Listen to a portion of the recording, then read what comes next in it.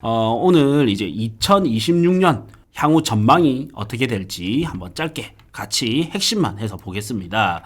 자, 저는 항상 이제 보는 툴이 시세의 흐름을 한번 봅니다. 그래서 리치고에서 지역 분석에 와서 시도별에서 부산을 봐야 되겠죠? 부산을 한번 보겠습니다. 자, 부산의 시황을 보면 실거래가가 조금씩 오르고 있습니다. 이제 시세를 보면 이제 많이 오르고 있어요.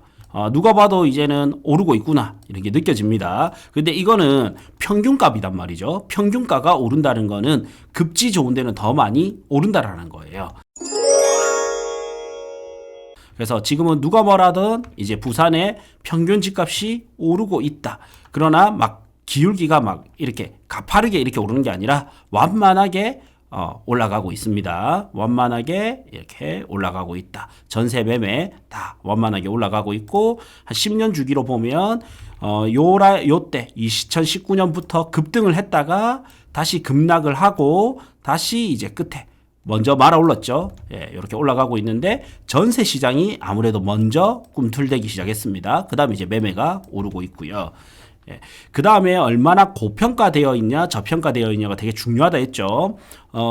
왜 그러냐면, 최근에 제가 유료 코칭에서 이런 게 있었습니다. 부산이 몇몇 단지들을 보면 신고가를 갱신하거나 전고점에 거의 다 와버렸잖아요. 그러다 보니까 지금 사면 또 물리는 게 아닌가 싶어가지고, 2026년에 좀 불안한 경제 전망들이 있잖아요. 항상 좀 좋은 경제 전망도 나오고 항상 불안한 전망도 나옵니다. 예, 항상 좋았을 때도 그렇고 안 좋았을 때도 그렇고 안 좋았을 때도 좋은 전망이 나오기도 하고 또 좋은 시장에서도 안 좋은 전망이 나오기도 하거든요. 그래서 내가 이거를 바로잡기 위해서 데이터를 보면서 지금 부산이 어떻는지를 봐야 되는 거예요. 그래서 부산에 개별 아파트 몇몇 아파트는 신고가를 갱신하거나 전고점에 다 와가는 아파트들이 있지만 전체적으로 보면 여전히 아직까지 싼 편입니다. 일단 소득을 기준으로 했을 때 집은 싼 편이다. 그래서 조금 저렴한 편에 속합니다. 그리고 요 때도 2020년 있죠. 2020년에 자 저도 이런 실수를 반복하면서 성장을 해왔는데, 자, 보세요. 요때 10년의 정고점이 요때는 돌파합니다. 돌파하고 훨씬 높아집니다. 그리고 요때는 또 정고점이 한 요 정도 되잖아요. 근데 요때 또 돌파합니다. 그래서 역사적으로 보면 항상 이 자산 시장은 정고점을 돌파하게 돼 있어요. 요때는 또 코로나라는 특수 사항이 있었기 때문에 정고점을 돌파할지 아닐지는 모르겠지만 이 언저리 비슷하게는 갈 가능성이 충분히 높다라는 거예요. 근데 이거를 돌파하려면 뭐가 전제 조건이 돼야 되냐면 통화량을 시중의 유동성을 그만큼 풀어줘야 됩니다. 그래서 통화량이 많이 풀리면 이제 돌파할 가능성이 높은데 지금 한 반년 동안 2025년 6월부터 해서 이재명 정부가 들어서고 시중에 푸는 통화량이 굉장히 큽니다. 문재인 정부 때보다 통화량이 더 많이 풀리고 있습니다. 그럼 이 정도 추세라면 저는 전고점은 당연히 갈 거라고 봅니다. 이 전고점이 시세 말고요. 이 PIR 지수, 소득 대비 저평가 지수가 요 정도 언저리 갈 거라고 보고 있어요. 근데 이게 부산만 단순히 보는 게 아니라요. 통화량을 봤다면 사실 선행 지표인 서울도 봐주는 거예요. 그래서 서울을 보면요. 자, 서울이 굉장히 비싸요, 지금. 서울을 보면 지금 돌파했죠. 이제 지난장에 21년도 때 코로나 때 진짜 비싸다가 26.5였습니다. 근데 지금 27.3입니다.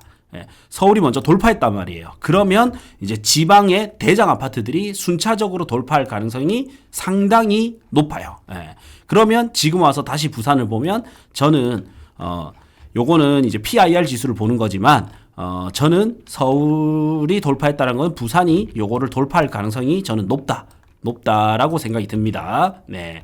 그래서 부산은 앞으로 꽤 많이 오를 거다 생각이 들어요. 이거 다시 저랑 같이 또 볼 겁니다.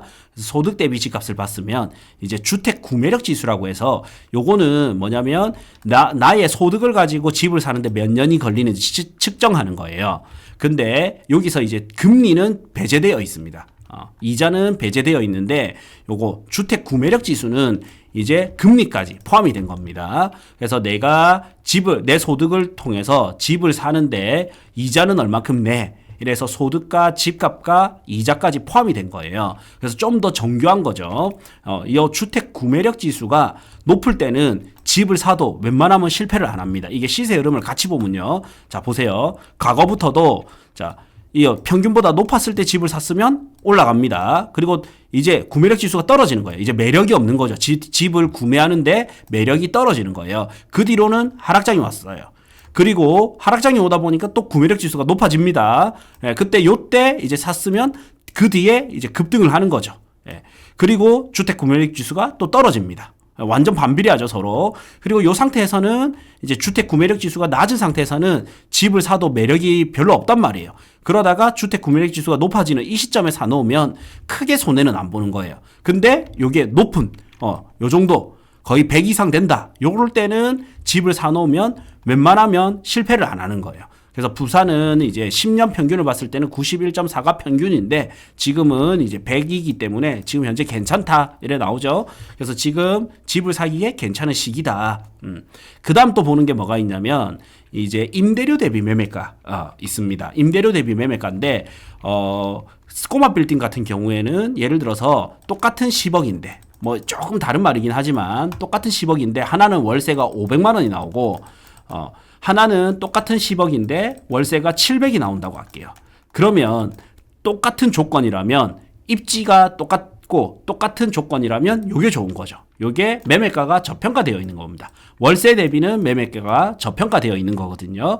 예, 그래서 이거를 아파트로 탁 끌어오게 되면 이제 전세가 대비 매매가인데 지금 부산은 전세가 대비 매매가는 썩 좋지는 않습니다.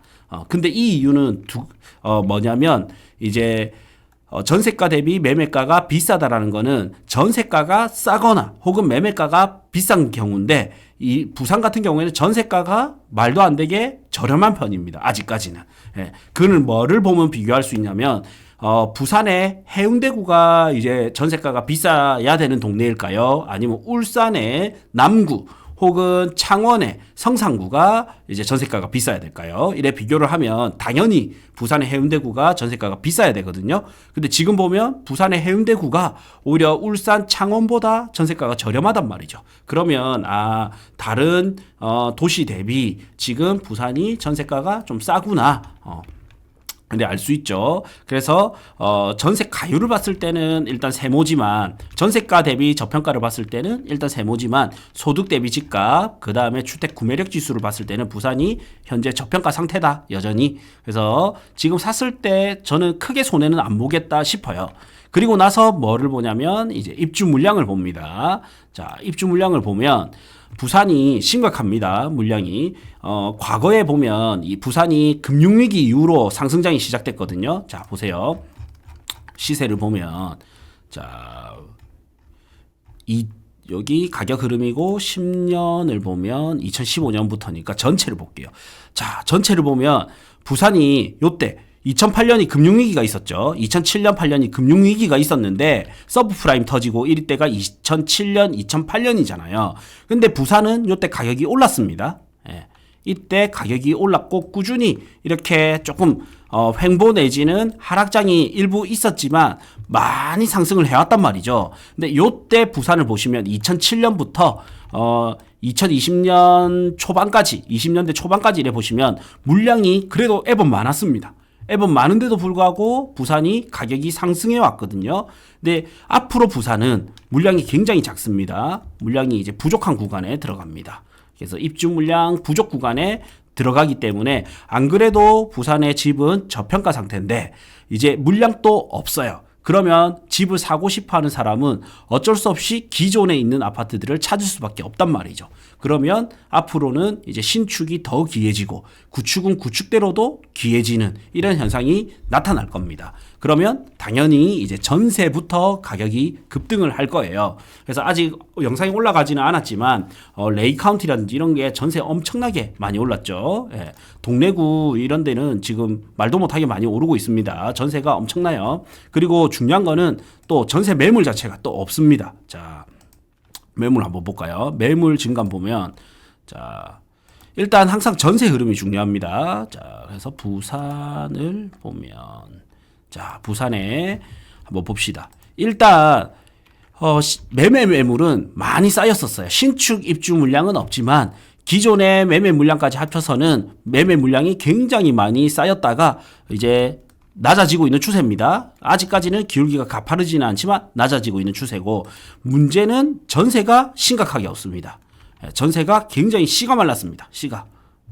확연하게 느껴지죠. 그래서 부산은 전세 폭등장이 올 수밖에 없다. 전세가 이 폭등장이 오는 거는 뭘로 막냐면 정책으로 막기도 힘들어요. 뭘로 막을 수밖에 없냐면 입주 물량이 많아야 돼요. 근데 아파트는 입주 물량을, 그러니까 아파트를 만들려면 어떻게 해야 되냐? 땅을 확보해야 되죠. 그 다음에 건축하는데 시간이 2년 6개월에서 3년 6개월, 약 3년이라는 시간이 필요하죠. 그래서 지금부터 3년간은 부산은 어떻게든 물량을 확보하기가 힘들기 때문에 전세난이 생길 수밖에 없고, 그러면 전세 가격이 오를 수밖에 없고, 그러면 이제 당연히 매매가를 자극시켜서 매매 가격도 오를 수밖에 없습니다. 그래서 이걸 보고 단일 아파트만 보고 잘못 해석하시면 안 됩니다. 예, 단일 아파트는 더 많이 상승을 할 거예요. 자, 하나 예시로 보시면 우리가 서울 아파트 많이 올랐다 하잖아요.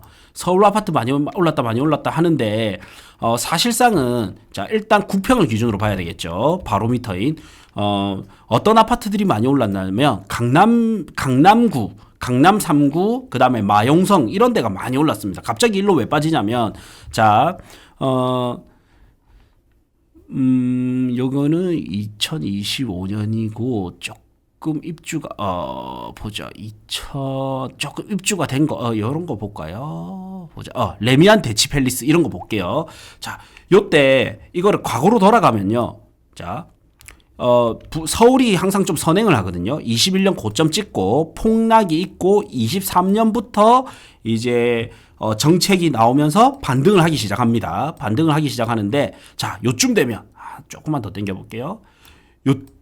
요쯤 되면 이제 거의 전고점, 요때 코로나 때 버블이 심했던 요만큼 거의 다 왔기 때문에 이제 요때 서울 집 잘못 사면 또 고점처럼 물리는 이렇게 폭락하는 장이 나오지 않을까요? 라고 요때도 했단 말이에요. 근데 보면 엄청나게 올라갔죠. 그 뒤로는 엄청나게 올라갔습니다. 오히려 좋은 아파트들이 더 많이 치고 올라갔어요. 그리고 부산과 이렇게 좀, 서울에서 중급지 정도로 보면 이제 한 10억대 아파트를 좀 보면 될 것 같아요. 한 10억대, 이제는 한 15억 가야 되지만 한번 봅시다. 17억대 보면 이제 보면 전고점 다 와갑니다. 거의 전고점이에요. 자, 동대문구 중급지의 대장 아파트를 보니까 이제 다 와가고요. 이제 다 와가고, 그 다음에 이제 한 10억대 아파트 이런 거 보면 요런 것도 이제 전고점 좀 다 와갑니다. 이제 살짝 돌파한 단계. 그래서 뭐냐면, 서울도 보면 전고점 그러니까 그 과거에 요때 전고점에 못 왔던 게 아니고 전고점에 다 와가는 급지 좋은 아파트들이 더 많이 가버린 겁니다. 그러면 저는 이제 부산도 보면요. 자, 부산이 몇 년 후행하거든요. 부산에, 자, 예를 들면 뭐 트럼프 월드 센터 1 이런 거죠. 대표적인 게. 자, 전고점 17억 5천까지 갔었는데 지금 16억 6천까지 거래됐단 말이에요. 이런 아파트가 더 간다라는 거예요. 나중에 와서 보면. 근데 요거를 보고 전고점 거의 다 왔으니까 이제 멈추면 어떡하지? 혹은 레이카운티도 마찬가지입니다. 과거에 13억 5천대까지 갔는데 지금 12억 8천 이렇게 거래되니까 요때 잘못 사서 물리면 어떡하지? 이럴 수 있지만 이 데이터를 보면 안 그렇다. 부산은 이제 입주 물량도 적고 전세도 적기 때문에 결국에는 매매가를 자극시킬 일이 다음 순서다. 이래 봐집니다. 그리고 이제 거래량을 보면, 자, 부산의, 자, 거래량을 보겠습니다. 거래량을 보면 지금 요 최근 거래량이죠. 요렇게 꾸준히 오르고 있는 게 보입니다. 아직 평균 돌파를 못 했습니다. 평균 돌파를 못 했고, 이거는 이제 리치고랑 보는 거랑 좀 다릅니다. 리치고는 그냥 월에 대한 보정이 없고 그냥 평균 거래량을 보는 거예요. 리치고에서는, 자, 우리 흔히 말할 때는 요걸로 많이 말합니다. 자, 여기 거래량 와가지고, 자, 거래량 보면 10년 평균 부산의 거래량은 3,196건이다. 근데 이제 2025년 11월 달에 3,900건이 거래됐기 때문에 부산도 평균을 돌파했다. 이렇게 나오죠. 근데 계절적 요인까지 넣어서 좀 더 섬세하게 이렇게 보면 평균을 돌파하지는 아직 못했습니다. 그래서 저는 지인지수, 지인에서 제공하는 월평균 거래량 대비 이게 넘었을 때 있죠. 요때가 저는 뭐냐면 무릎 정도라고 봅니다. 무릎 정도. 예. 그래서 부산은 저는 뭐라 표현하냐면 무릎에 다 와간다라고 표현합니다. 무릎에 다 와간다. 그래서 부산은 일단 이렇게 거래량을 봤고요. 그 다음에 우리가 또 좀 재밌는 지표가 뭐가 있냐면 전망지수가 있습니다. KB 전망지수에서 매매 전망지수를 보겠습니다. 자, 요것도 단기 전망으로는 되게 좋아요. 전망지수를 보면 이게 평균이 94.6이고 100을 넘어서면 부산은 평균이 94.6인데 100을 넘어서면 상승 가능성이 높다라고 생각을 하는 거고 100 이하는 하락 가능성이 높다라고 보는 건데 여기 노란색이 전망지수거든요. 이게 이제 100 넘어섰습니다. 그리고 바닥을 찍고 올라가고 있습니다. 그래서 부산은 지금 이제 109.7로 이제 12월 달에 조금 꺾였는데도 불구하고 여전히 100 이상입니다. 그래서 매매가는 단기 전망은 저는 상승 가능성이 높다. 그 다음에 이제 전세 전망 같이 보면 자, 밑에 전세 전망이 더 심각합니다. 전세 전망은 안 꺾입니다. 122.4입니다. 122.4. 그래서 이 전세 전망을 보면 계속 올라가고 있습니다. 부산에 2020년, 21년 전세난이 있을 때, 요때 임대차 3법 나오면서 전세난이 있을 때가 전세 전망이 얼마였냐면요. 최고점이 127이었습니다. 전세 전망 최고점이 127이었는데 지금 얼마냐? 122.4입니다. 그래서 부산이 전세가 점점 심각해지고 있습니다. 그래서 결론은 자, 부산이 여전히 저평가다. 여전히 저평가고 몇몇 급지 좋은 데는 신고가도 갱신하고 전고점에 다 와가지만 저는 그 아파트들이 더 많이 달릴 것이다. 이래 봐지고요.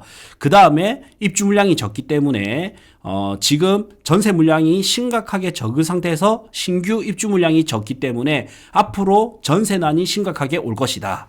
그러면 시차를 두고 매매 가격이 오를 수밖에 없을 거다라고 봐집니다. 그리고 거래량은 이제 평균을 돌파하지 못했지만 지금 시국이 어떠냐면 대출 규제 심하죠. 그 다음에 다주택자에 대한 규제 여전히 남아 있어요. 그런데도 불구하고 지금 거래량이 거의 평균에 다 와간단 말이에요. 그러면 수요가 알게 모르게 계속 꿈틀대고 있는 겁니다. 거기다가 이런 KB 전망지수까지도 매매, 전세 다 상승을 외치고 있습니다. 그래서 부산은 지금 저는 또 한 번 어떻게 보면 또 한 번의 기회, 정말 좋은 기회는 사실 날아갔습니다. 23년, 24년 요때 날아갔어요. 근데 시간을 되돌릴 수는 없잖아요. 그러면 지금 26년, 27년, 28년 저는 심각한 전세난이 올 건데 지금이라도 이제 계절적 비수기인 지금 1월달, 2월달, 1월, 2월 초까지 해서 사람들이 겨울이라고 연말 연초라고 잘 안 볼 때 요때 우리는 뭔가 액션을 취한다면 훨씬 더 이득이 있지 않을까라는 생각이 듭니다. 네. 1월 10일 토요일 건물주 특강 있습니다. 만원의 특강이고요. 온라인 11,000원, 오프라인은 22,000원입니다. 2주택 이상이신 분 혹은 투자 금액이 3억 이상 있으신 분들은 꼭 건물주 강의 한번 들어보십시오. 꼭 이제 규제가 많은 아파트보다는 토지나 건물로 오히려 틈새 시장을 노려보는 것도 상당히 좋습니다. 그리고 언젠가는 여러분들이 결국에는 건물을 투자를 할 시기가 올 겁니다.